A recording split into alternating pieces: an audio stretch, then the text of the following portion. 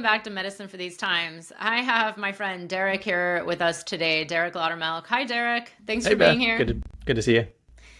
I think you were one of my early guests on this podcast, were you not? Right? Yeah, it Like could have first. been. Yeah. I was seeing you're up in the couple hundreds of episodes now. Like, can you believe it? I know. I'm like, why am I still doing this? But I'm doing this because of conversations like we're about to have. So, for anyone listening, I want to make this a big deal here. Derek and I met in a coaching program uh, 6 years ago, 6.5, something like that, maybe 7 even. And here we are, still Yeah. buddies in 2025. And I'm excited. I actually, for months, I've had your name on my list where I'm like, you know what? I need someone interesting who's just going to talk about some weird shit with me. Let me bring Derek on. Plus, it'd be a good time to catch up. And Derek and I have had some really good conversations over the years about the reality or quote reality that we're living in. So Derek, hi. Hey, I'm excited to talk about wherever we can go. Yeah, do you want to make a little quick introduction? Like, who are you and what are you up to these days? It's funny, I'm like, I don't even really know because Derek always has his hands in a lot of things, which I love. Yeah. But what do you call yourself on the internet these days?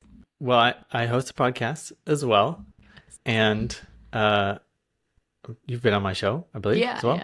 Yep. Um, a lot of the work that I've been doing this year is combining modalities. Like I often weave in modalities with coaching, business coaching. And recently I've been weaving in a lot of stone medicine. So working with crystal elixirs, right? Charging water with specific consciousness, on the body layouts, doing land healing and earth grid work, and just going deep. I spent the last few years like really working with the stones and the minerals, and that's something that I have from other lifetimes as well. So like one thing I think that's happening in general is people are integrating lessons, skills from other lifetimes, parallel lives, or people are reactivating those memories. So that's kind of exciting for me to be doing that. And um, I was trained in QHHT, Dolores Cannon's technique, this year, and along with my wife, and we've teamed up. She's going to be the practitioner for QHHT, so we've been setting up that business to run together.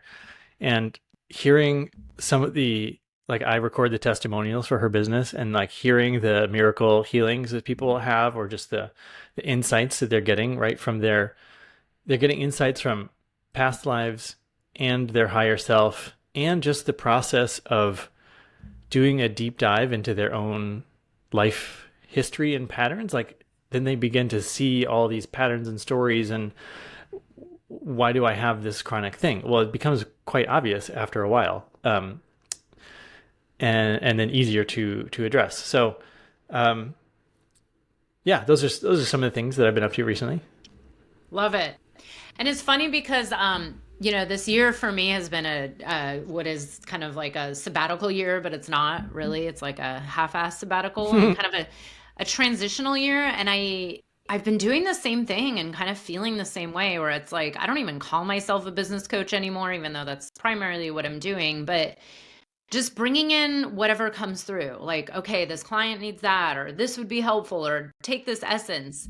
I love it. And I love that you bring up stone medicine. I want to talk about this. I had an experience with some stones, crystals. God, when was that? Like a year ago, year and a half ago.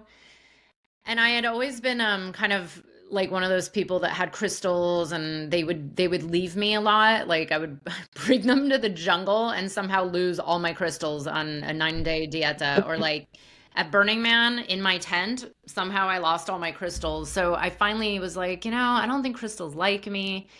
But then I've had some crystals over the years, and then I just had this really powerful experience last year, which got me into connected to someone who does work with, I guess, stone medicine. I don't know if he calls it that, but with your astrology and your current transits, and working with particular crystals to support the transits that you're going through. Mm. So it's been super helpful. But yeah, tell me a little bit. What got you into stone medicine? What is it in particular? And then, yeah, how do you find that it supports you and your life and, the lives of others you work with? Yeah. So there's like crystal healers, and I feel like those people are doing on the body layouts. They're like, I'm gonna line up the colors of the crystals with the colors of the chakras, and that's kind of the basic of that. And stone medicine is a bit more expansive in a way, because like we learn all about the material that it's made of, like what are the traits of silica, of sulfur, of mercury, and how do they, like, what is the consciousness of these, and how do they interact with the consciousness of humans, and how can they be allies, right? And then the treatment is, right, if they're your ally and they're programmable, quartz is like the most programmable, for example. Are we going to do something where we're like placing them on acupuncture meridians and using them as acupuncture needles and activating energy lines in the body that way? Or my favorite is taking 2, 3, 4 raw, like the most pure form of the stone, like not polished, not cut, but like little bits of the raw stone, and making them into elixirs, and that in a way allows the frequency to get inside of your physical vessel. So I just did one with Lion's Gate, for example, and I would drink the elixir every morning for 8 days, starting on the Lion's Gate. Like first thing I do, get that into my system in the morning, and just as a means to like work with both the cosmic alignments and the stones to help deliver that in a way that I can sort of comprehend what it actually means. So if we presume there's a lot of data coming in because of the Lion's Gate, but do we know how to necessarily interpret that data? So I use it as a way to, gain the insights that the stones can facilitate of the larger sort of cosmic alignments, for example. Actually, this is great because I have a gem elixir stone elixir that I had started. It was made for me and for something specific I was going through, and also aligned with transits. And it was actually a little too powerful for me. It was pretty intense. So I still have it. I preserved it with a little bit of alcohol, which, he said I could do. And once in a while I will take it, and I can truly feel it. It's pretty intense because it's about healing something that's already in the works. But wow, this makes me think of true alchemy, right? It's like these the substances of what these stones are made from. I actually had never thought about that, like really getting deep into the core of what it is and how to work with it and how to program it, right? And then what happens? So can you tell me, like, what is the experience of, let's say, when you take this during a time frame like the recent Lionsgate, was it 10 days ago or so? Mm-hmm. Yeah. Well, here, let me give you another example of someone one that I made for someone. She is running this quickly expanding organization that supports women, mothers, specifically with universal basic income. It's like they have pilot programs in several cities, and the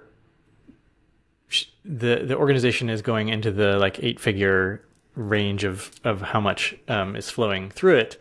And she's speaking to a lot of donors, and right, it's getting so large that she can't do one-to-one with things.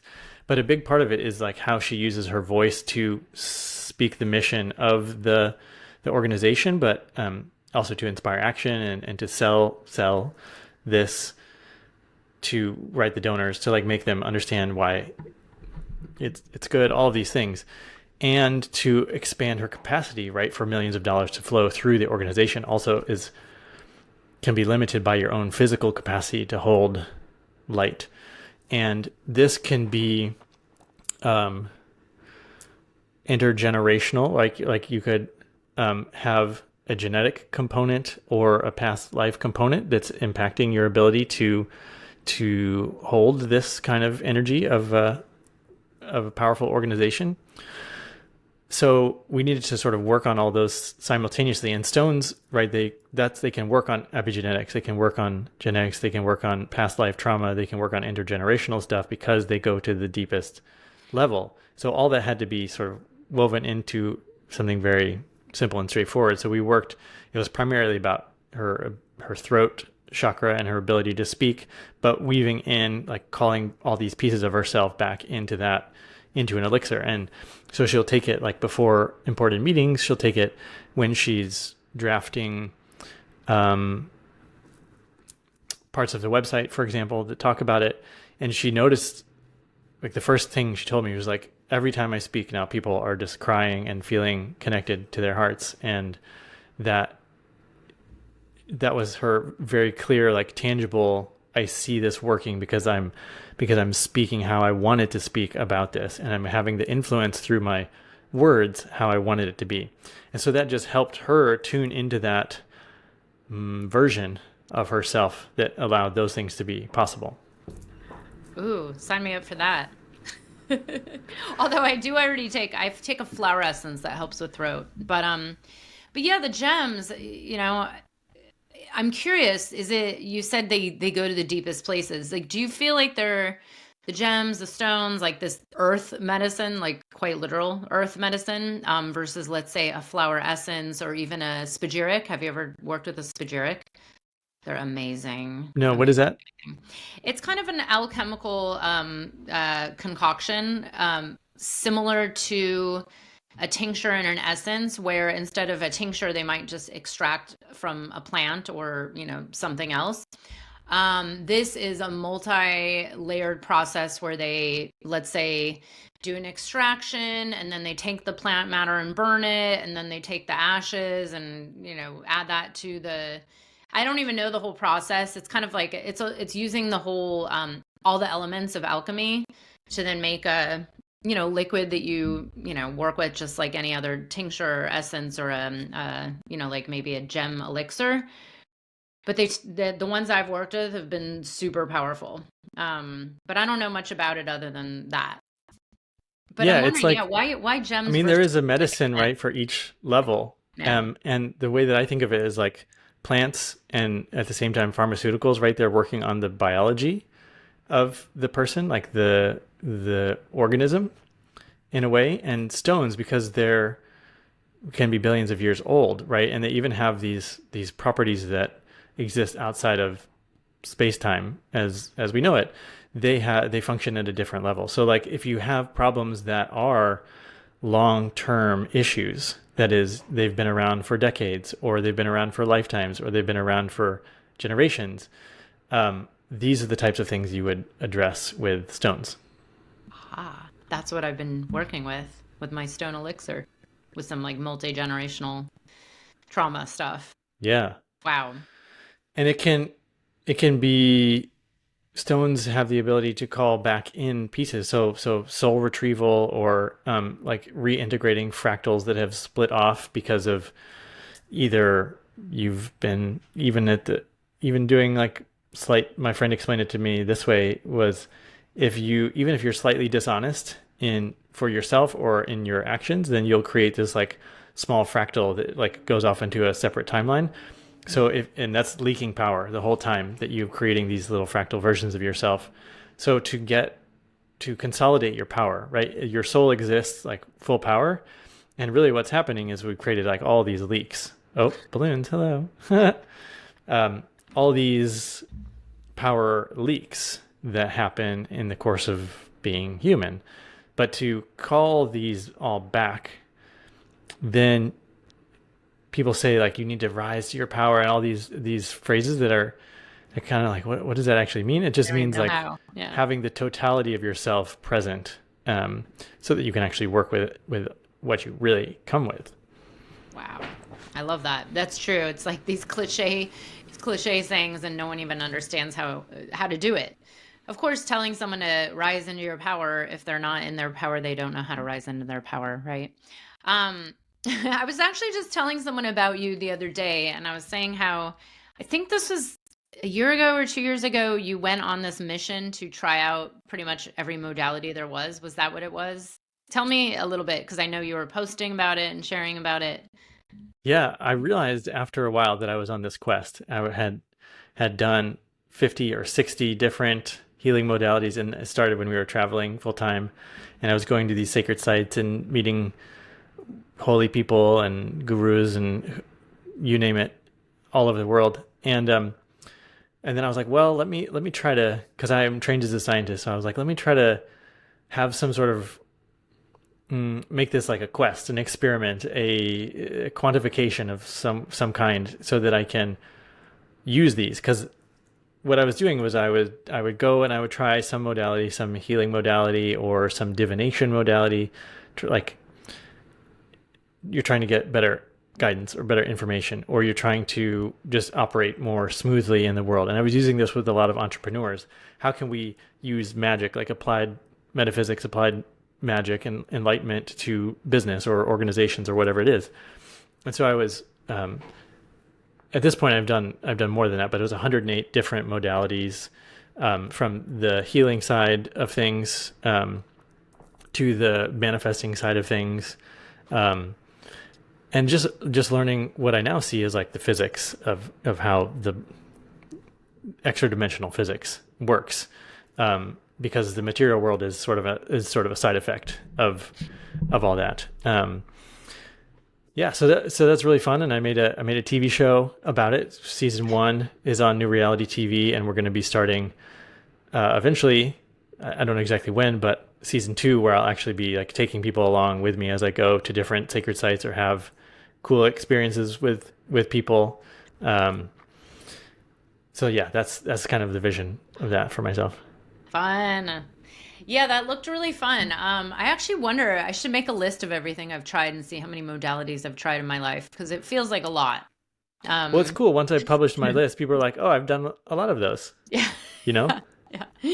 And maybe some just seem like, oh, it's just so normal. I don't even think about it. But so then I'm curious, now that you've tried a lot, and then for a while you were before the telepathy tapes came out, you were talking about telepathy and teaching classes with Dai Young, right? With Dita. Yep. Dita.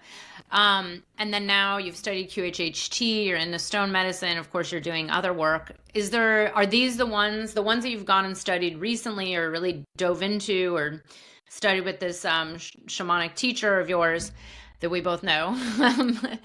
Is it that you found that those were the most effective for you, or for everybody in general, or just the ones that are feeling alive for you now? Like why these particular modalities that you've leaned into recently?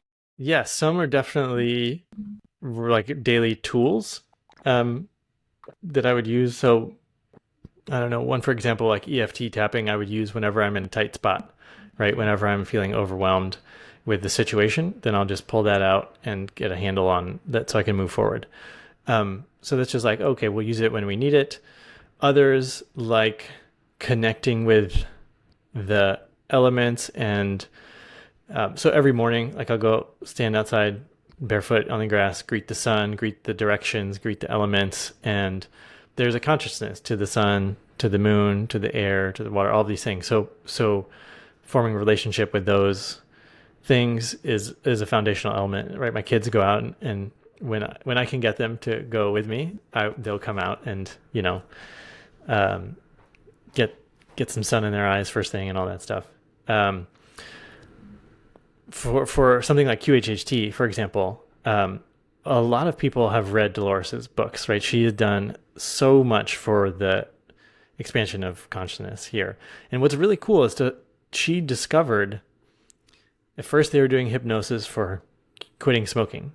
Then they discovered past lives, and they're like, oh, wow, that's fascinating. And it was overwhelming to them in the 70s. Like they didn't know what past lives or other lifetimes were.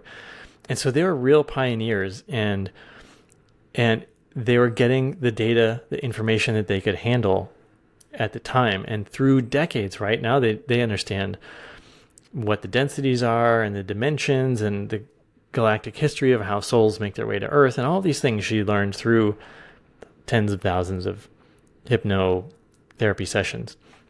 And then after a couple of decades, the higher self started coming in. So they didn't even know about the higher self. And then it started coming in and directing this healing. And that's where the quantum in QHHT comes from, is like the higher self can, if you've learned your lesson and if the circumstances are appropriate, you can ask and it will just heal you. So Heidi last week was working with a woman and they were like, she doesn't need this breast cancer anymore. And they just took it away. And it's like, oh, and this other woman had scoliosis, right? Her spine is crooked, and it just physically like stretched her out and just made it straight right then and there. And it was like, the chiropractor just so the power of the higher self to make dramatic physical changes, instantaneous changes, is amazing. And understanding like how we got here. Why did I have cancer? Like what is the consciousness of this lesson, right, that shows up? And people have talked about that. Louise Hay had mapped all that stuff out, like Barbara Brennan. But yeah, it's such amazing, like what can be accomplished in a single QHHT session. I've only had one of these, and it was 3 years ago, I think. And it was powerful. It was powerful. It was a couple hours long, but then I have heard from others that it is actually longer than that. Is that true? Like it's supposed to be like 4 hours or 6 hours or something? Well, a big part of it is you spend as much time as it takes learning about their life. So their relationships, all like their childhood, right? Because a lot of these are going to give you clues when you're navigating the actual session. You'll start to see where things are coming from. But you have to know their history well enough to ask the right questions with the higher self, to guide through the session properly. So that takes a few hours. It can, if people are real talkers, and the older the person is, right, the more the personal history they have a lot of times. So then the actual hypnosis session itself is a couple hours, and then when they come out, a lot of times they remember a little bit, and so you're like, well, what do you remember? Tell me what you remember, and I'll tell you some more, fill in the session for you, and it's recorded so they can go back and listen, right? It's like they're channeling for themselves, so they go back and get more each time. But yeah, it take all day if it needs to. Wow. Yeah. And the idea is that you are developing a relationship with this part of yourself, like whether it's a past life or a ancestor or something. I mean, it is essentially, we're all one consciousness, right? I mean, I don't know. I've been talking to people about this recently because I'm a training I'm in. This has come up a lot, and I was like, well, it's all one consciousness, so we can separate it into these times of past life, but it's not a past life because it still exists now. Is that how they approach it in this modality? Well, what's interesting is that like you can sort of figure out in chronological time when they're existing, like if they're in the Middle Ages in a castle, like you can tell, right? The higher self is sort of in charge of what life it's showing you. Like it could show you life on another planet, or it could show you in between lifetimes. This one woman had a life as a dolphin, and the reason they're getting shown these lives is because there's a practical application for it's not just curiosity. We're going to show you this so we can show you, here's a theme that you actually learned and understood that you need to come back to right now and weave into your present moment, right? Because we're still focused on like living our present lives here in the 3D. So, but it's cool to understand like how the higher self works and how it chooses to show different things to a person. Wow. Yeah, this is really interesting because I'm thinking about, so for example, in 2015, I got a really bad injury. By 2016, I had insights into what it meant. It wasn't just an injury. It was something much deeper than that. And then it started a journey into addressing the underlying, which was a ancestral patterning issue, and how it was manifesting in my life. So it wasn't just a physical injury. It was so much deeper than that. It was like a pattern that was carried throughout my ancestry that led to perpetual like, suffering essentially. It wasn't, wasn't that bad. I was still living life okay. But I would say it's taken about 10 years to finally like witness it unravel, like even with the knowing of the consciousness of, okay, what did that mean? And now what do I have to look at and like start to develop a new relationship with? Because I only lived life a certain way until there was that awareness that came up. And then I was like, oh, wow, I need to look at this. And even though I knew about it the whole time, I've been chipping away. And it's, it's slowly, it's progressed and progressed. But how is there like an instantaneous change when, let's say something like that, like it showed me, I got a very clear direction and exact insight into what it was and what needed to be addressed, but then it didn't instantly heal. And by the way, the injury itself, like the physical manifestation of the injury, I would say has only just healed this year. Like it still lingers here and there. It comes back once in a while. It's not a big deal anymore, but it's kind of wild how it's like, it's been like an unraveling. How can QHHT just like, if I had QHHT back in 2015, would it have just... Well, it's imagine it like a team up between you and your higher self, right? Mm-hmm. So your higher self can do its part, and if it feels you're ready, it could remove some pain or injury right there on the spot, right? It could unbreak your bones. It could dissolve tumors, whatever, right? Anything is possible. But it's also about you, like the people that aren't ready for that to go away, they'll just bring it right back, which has happened as we've studied like different case studies, right? So if your higher self thinks you've learned a lesson, but consciously you're in a pattern, for example, and you keep going back and unlearning the lesson, it could linger. But I think you did such a phenomenal job, because patience is for these really long-term things. Like we're used to things happening at the speed that we want them to, because the package is going to arrive from Amazon tomorrow.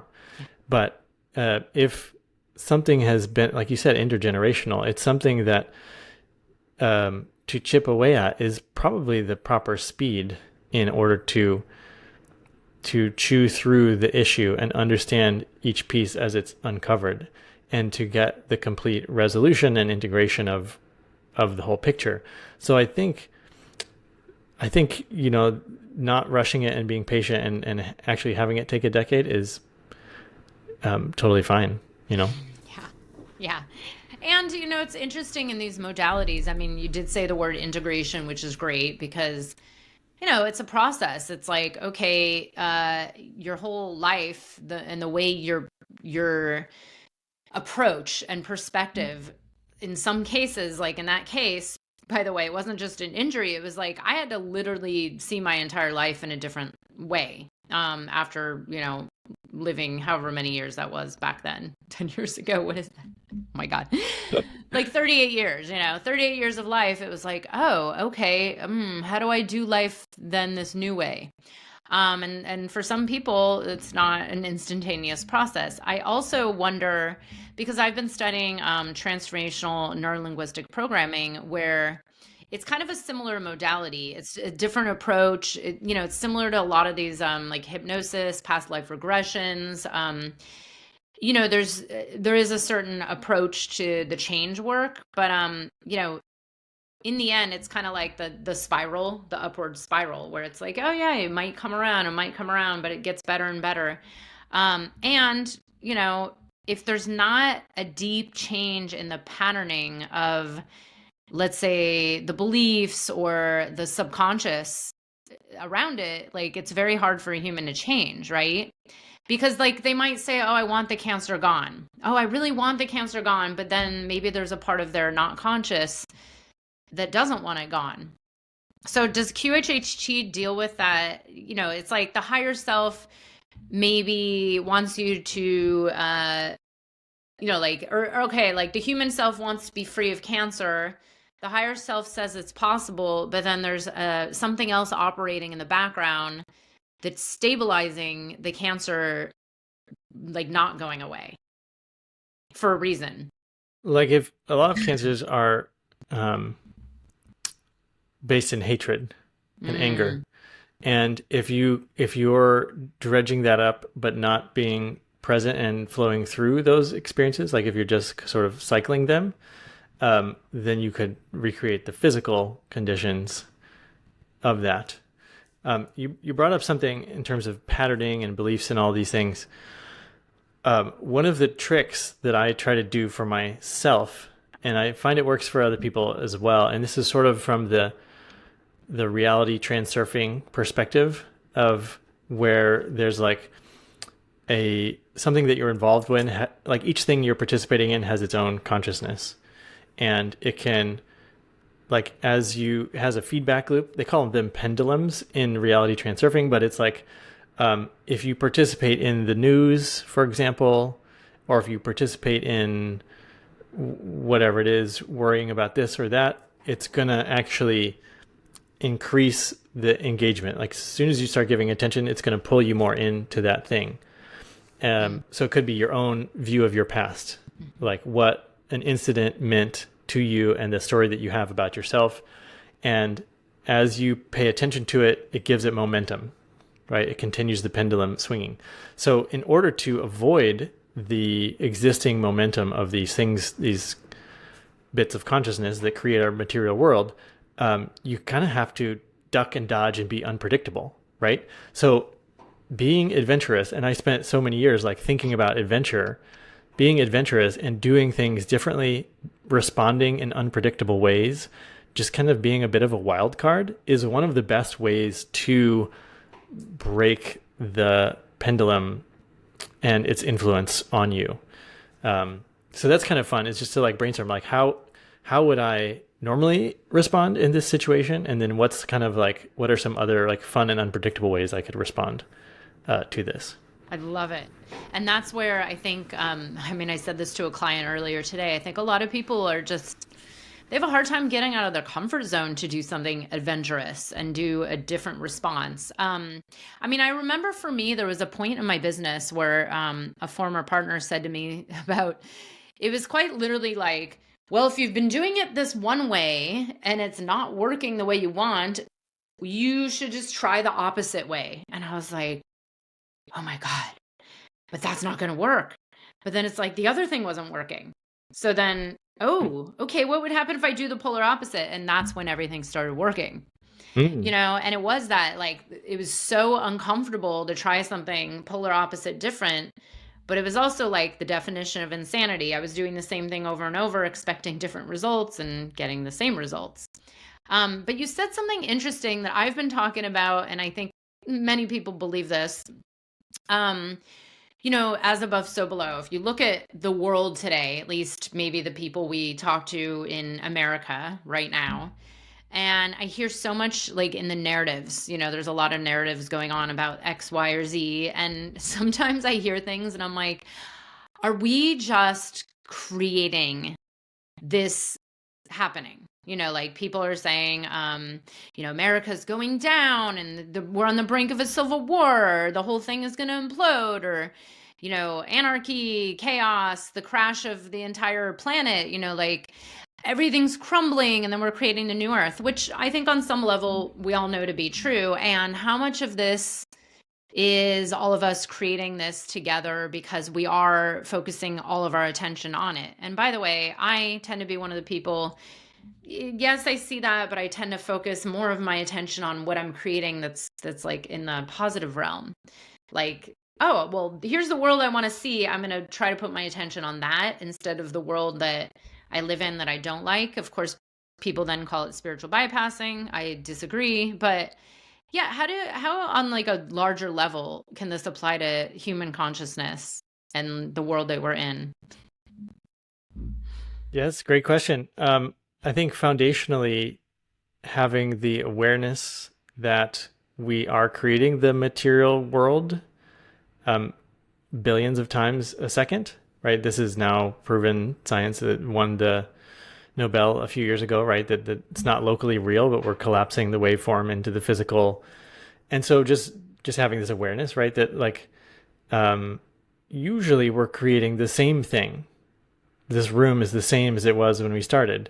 the podcast, but it wouldn't necessarily have to be the same. And that goes back to the quantum effects. Like something can be instantaneously created differently. But you are directing the creation, and we're all co-directing the creation. And so if a agenda can capture people's attention in one direction or another, they will co-participate in the creation of that fruition. And when I realized like a lot of that stuff like really didn't apply to me, it made it much easier to, I don't know exactly when this happened, some years ago, but I don't feel participating in the world the same way anymore. Like I see that that's going on, but it's like it doesn't apply to me in a way, because I'm actively trying to tune in to like what is the mission of what I'm doing in this lifetime, and what's my contribution going to be, and all of those things. So yeah, eventually it sort of becomes irrelevant, the physical, like what you're observing physically in the world, because you're just doing like what you can do, and the world is going to shift around you. What's interesting, if you look at David Hawkins' work, right, in Power versus Force, right, and he showed through, a lot of it was based on muscle testing and confirming the data he was getting, but he showed, right, like a person holding a certain level of consciousness of pure unconditional love, for example, and weaving it into their life, would be influencing, I think it was like 180,000 people who are at a different, level of, let's say, a consciousness of, like just acceptance, right? They're not yet to unconditional love, but they've come past fear and things like that. That can have such an effect. So some of the most important work you can do is just to go be around people and try to maintain your state. And we feel this. It's so funny. We have a commute to drop our kids to school, and we drive past this huge hospital complex in order to get there. It's like skyscrapers of hospitals that we're going through, and it's the biggest employer in the city. And I feel like the reason, part of our deployment here to this city is to like do this daily drive where we're like bringing in this frequency node to this hospital system twice a day, and it's like, it can be very draining just driving this like half a mile stretch past all these hospitals. But it's like, okay, if that's our contribution, is to like keep resetting what's going on here, then we'll do it. Wow. I love that. That's a great perspective. It's funny because I think some people might hear this and say, well, that's all spiritual bypassing. But it's interesting for those that have really studied how consciousness and this creation works. I actually do believe like we have a conscious choice as humans. I've talked about this with my teachers. I mean, we had a discussion last year in my training about the Holocaust. Oh, well, was that created by humans? Well, yeah, it actually was. And we were all in on it because it is the consciousness of what was created on Earth. And yes, we can point the fingers at maybe some bad guys, and I do believe that, but at the same time, it's kind of like the soul initiation on some level. But we have a choice every moment, and you actually explain what I feel like I've been experiencing for many years, actually, where of course I still get caught up in the grief of the world, and I'm still upset. It's not like I'm ignoring everything happening in our reality, but at the same time, I don't live my day-to-day from this perspective of being pulled so into it that I'm affected by it.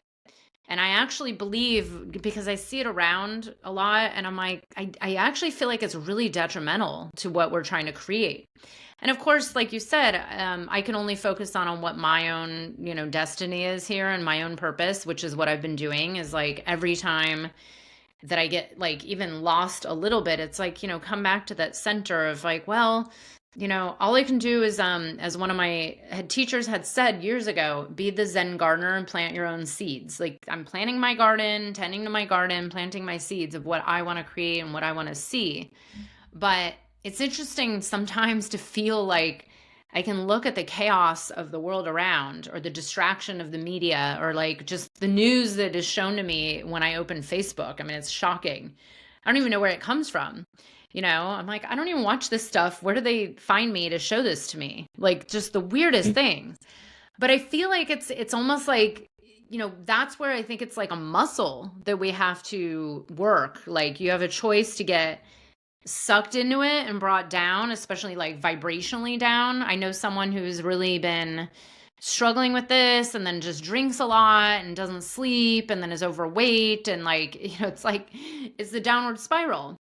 Or, you can look at it, feel the feelings, process through the grief, do whatever your practice is to move through, but then like move that energy to be the force of creation, driving through an annoying complex every day, I mean, do they talk about this in, some of these modalities that you've studied, like how we can actually maybe try to apply this to the globe? Like, I mean, what is your view on how we can use this as like individuals together, to maybe create the new world that we're all trying to create?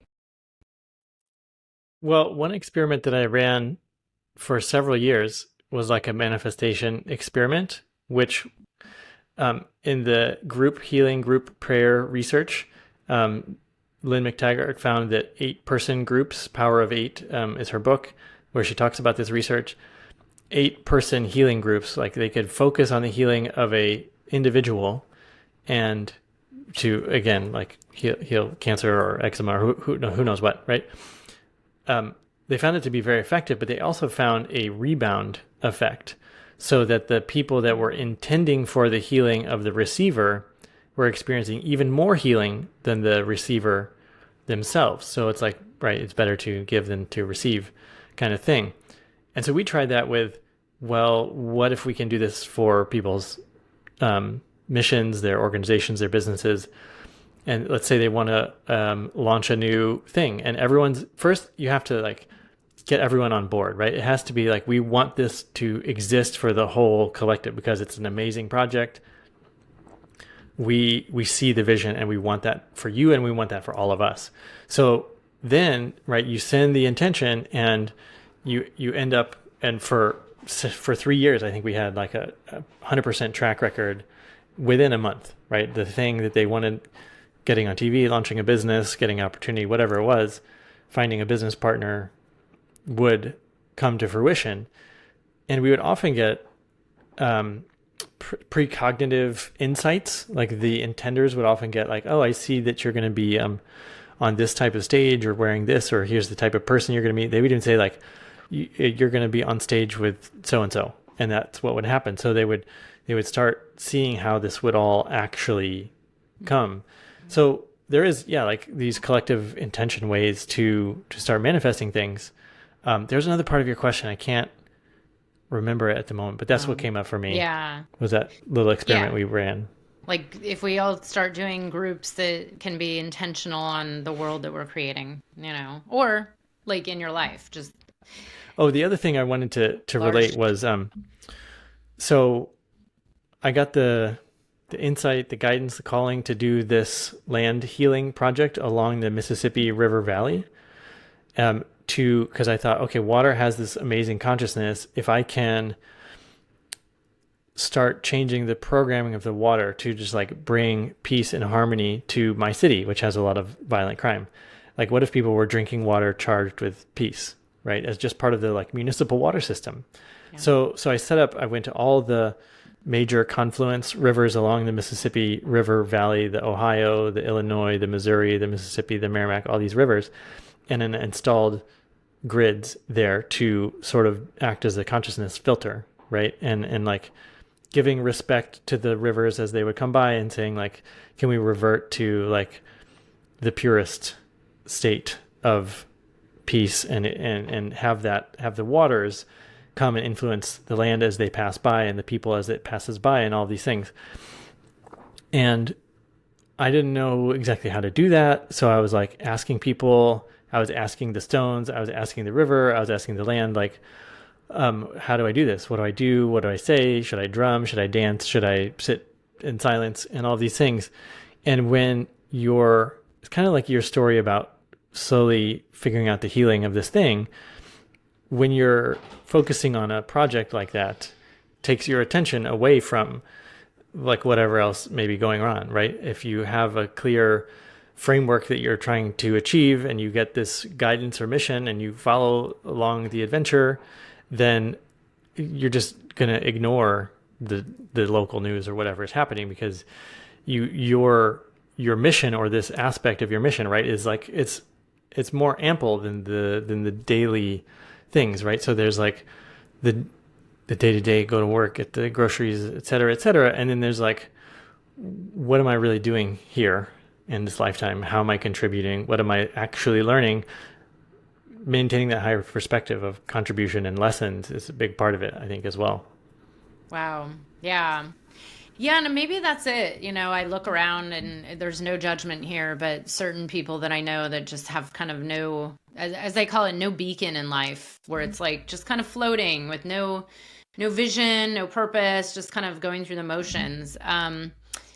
Yeah, they do tend to be in a little more suffering than the people I know that have at least some kind of, like I said, like your little garden where you're planting your seeds. Doesn't matter what it is, even if it's just making art, something that's beyond you and your own personal like gain. It's like service to other versus service to self. I'm curious, with the teacher I was working with last year, we did a lot of work actually on the land and the waters, and a lot of healing. And I would call it kind of a shamanic teacher. We just never used that word ever. He was not a fan of that word, but that's essentially what it was. How did you feel? Like, did you notice a difference in the vibration of the water in your area, or the people, or like any downloads you got from doing that healing project, which, by the way, is very beautiful and very inspirational. I remember when you were doing it, and we have some really beautiful waters around here. And my friends and I, anytime we're going to like just take a dunk in the water or swim in the water, it becomes this ceremonial prayer, because it's like we are charging this water with our intentions. But so anybody, the ocean, going to the beach, your pool, whatever it is, I mean, it's there's light codes in this water. But anyways, whole other thing. But yeah, what came about from that project? I mean, it was cool to notice the response, like the animals, the wind, the water would respond in real time as I was doing these ceremonies in the place. So that was like good confirmation for me, just to like see a little like wink from the nature, Wow. Because otherwise I felt pretty incompetent when I was starting. Like, what am I doing here, right? But that's just the thinking mind. Yeah, exactly. There's no one right way, right? It's all about just the goodness of our heart that comes through, like laying a little flower down. I always say, the very least, someone taught me this, my friend Susanna taught me it many years ago, take a piece of your hair. We always have that with us. I think most people, not everybody has hair, but, take a piece of hair, hold it to your heart, and give it as an offering. Super simple. It doesn't, I always say this whole path of spirituality doesn't have to be this whole like, the show and the garb and the right clothes and the freaking feather fan and whatever people have. I mean, if anything, I've moved more. I mean, I was kind of never into all of the, as I call it, the showy stuff, because I believe that it's the path of simplicity. It's the path of a heart. Of course, yes, there are tools that help and do certain things, and they're amazing.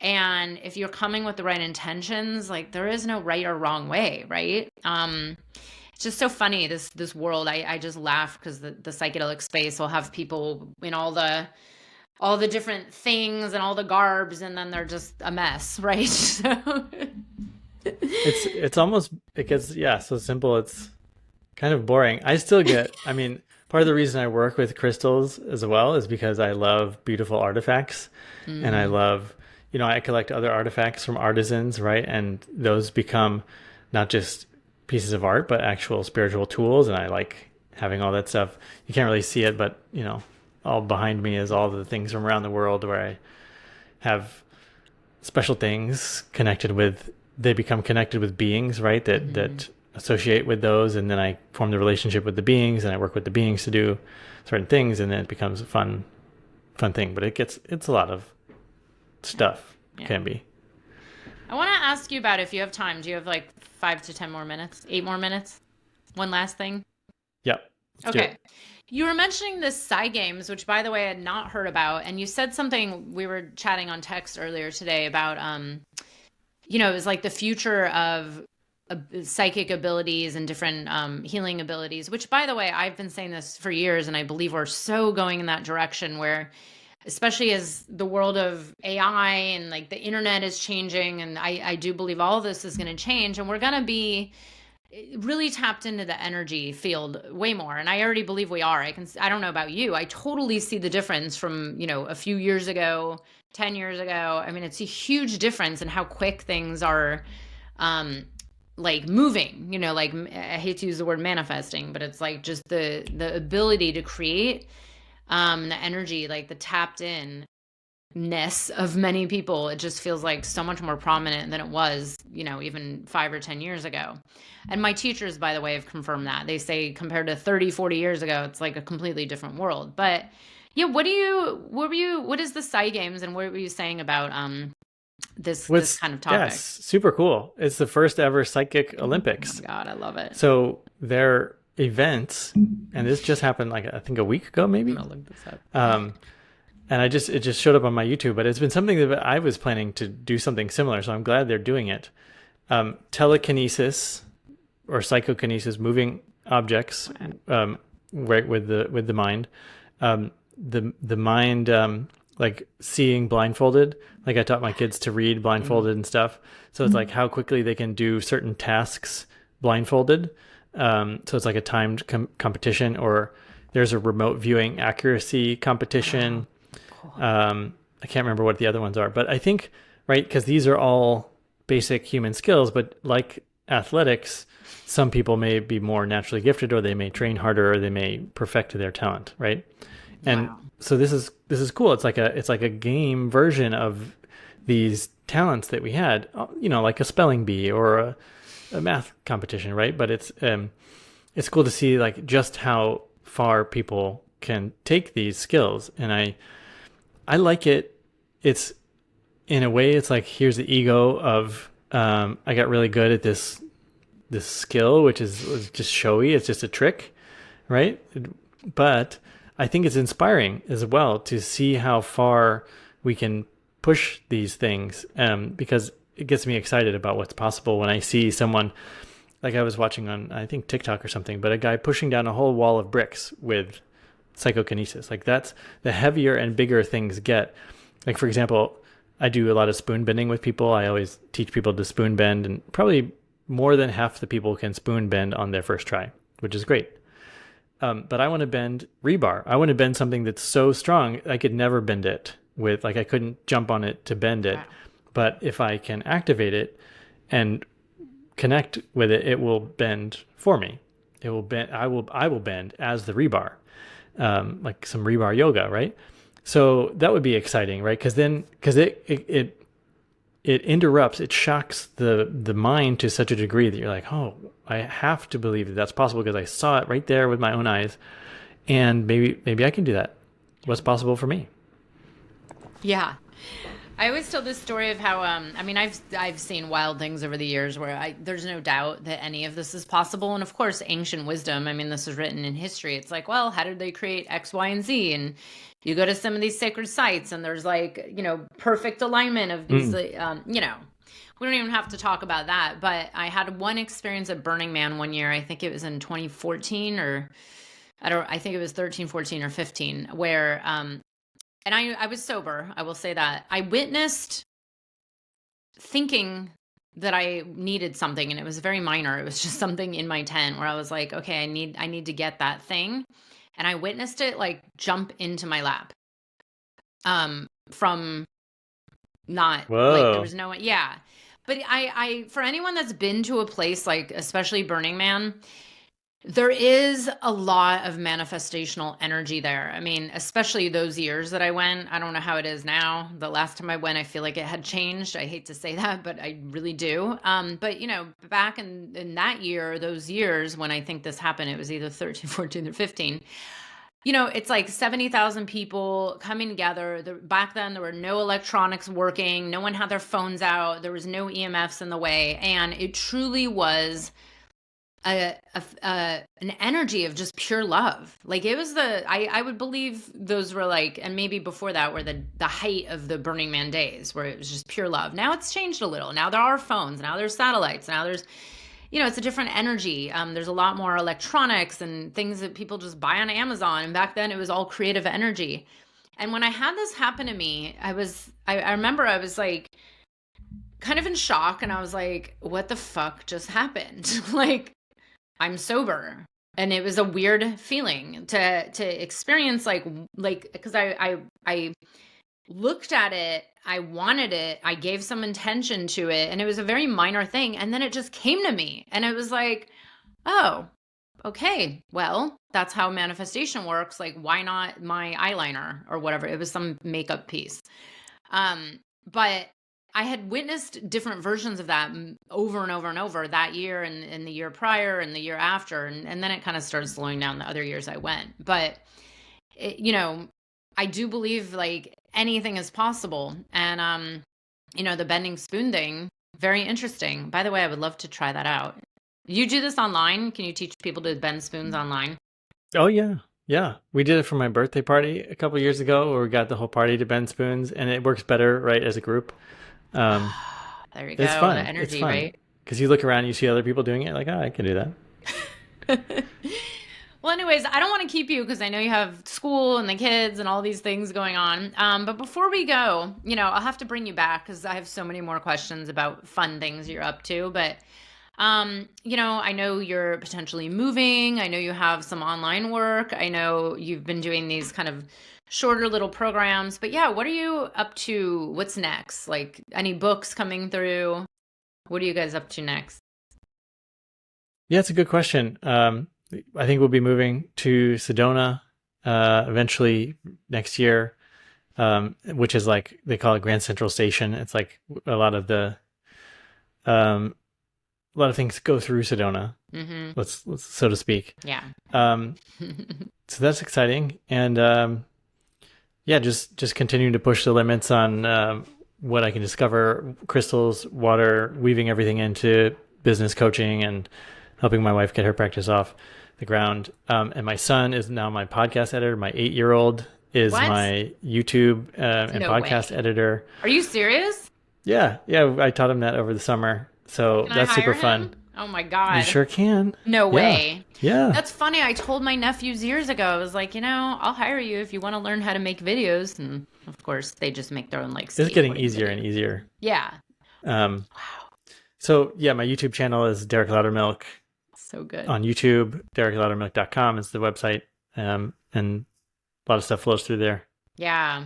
Yeah. And I know you send some good emails, and you're always up to really interesting stuff. I've always had fun. And yeah, one of these days, I know for years, it was like, join my telepathy class, but I was always too busy. But one of these days, I'll do it. Well, maybe you should, and then we can compete in the side games next year. Oh my God, I don't want to compete. I've thought about trying to hone in, and sometimes my psychic abilities really freak me out. I know I should be excited by them, but like this summer I had an experience where I was like, you know what? I need to take it down a notch because it's actually starting to get to me. Because it's like if it's moving faster than I'm emotionally able to handle, because there's a few things that are just a little like challenging for me because I'm like, I'm not ready for that. I can't handle it. But I probably can, or else it wouldn't be manifesting, right? A lot of people do that. They have it turned on fully when they're younger, and then they get overwhelmed. They're like, I don't want to go to the grocery store and hear everybody thinking about all the food that they're going to eat, because then I get confused. Do I actually want to eat that food? Or is that that overweight person that's thinking about that? So, it's like dialing it in properly. And yeah, I feel like it'll be interesting to see in our future people that are teaching this to children, at least to understand it, because I was one of those children where I started having some things that I can only now make sense out of, but back then I couldn't make sense out of it, and I had no one to talk to, and I just, at first you think it's just like normal that everybody's having the same experience, and then you realize maybe it's not normal, and then you feel weird, and then you feel like an outcast, and then, it's like, And then later in life, you're like, oh, okay. So Kids it's all not know just that it's me. normal. It's just the adults used to be like afraid. You're crazy. Shut up. Don't say that. Yeah.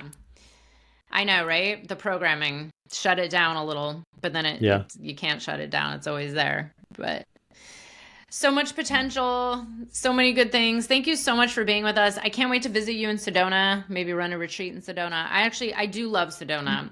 I've been talking about going back there for a long time just to hang out and visit. And one of my second UFO sightings was asking to see a UFO in Sedona and then seeing it here in my house the day after I got back. Oh, fun. Oh, cool. Very interesting. I was Ah. like, wow. And I actually have one of the UFO capitals of the US is like 20 minutes from my house. So Ah, yeah. interesting. Anyways, Cool. Derek, Yeah, good to see you. thank you so much. Tell the Always a family I pleasure. say hi.